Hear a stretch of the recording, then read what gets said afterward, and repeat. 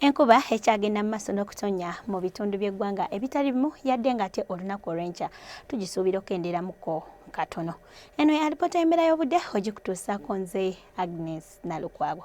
Wabula okusinziira ku alipoota gye twafunye Tororo eziweredde saa 3 ez'okumakya ebadde ewezezza millimeters 3 n'obutundutundu 8 wabula ate Arua millimeters 13 n'obutundutundu 2 olwo Kabale millimeters 5.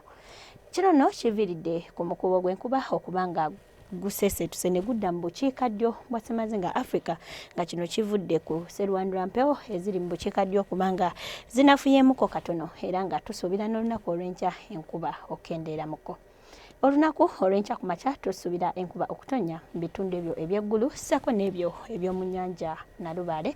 Olwewasigadde tusuubira akasana okwaka nga mwetobeseemu n'ebire.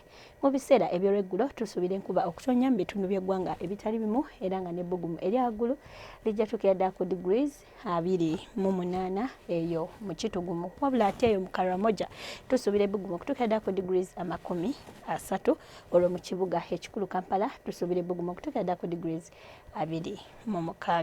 Bwe tugendako ebweru w'eggwanga lyaffe ekibuga nga Paris ssaako ne New York tubisuubira okuba n'enkuba wabula ate enatonya mu Paris ejja kubeeramu n'okubwatuka okw'eggulu nga n'ebbugumu lijja tuukira ddala ku degrees 11 wabula ate Nairobi Dubai tusuubira akasana okwaka nga mwetobeseemu n'ebire nga n'ebbugumu Nairobi lijja tuukira ddala ku degrees 25.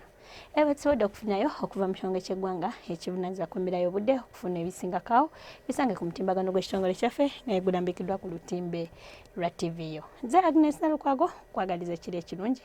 Eraba.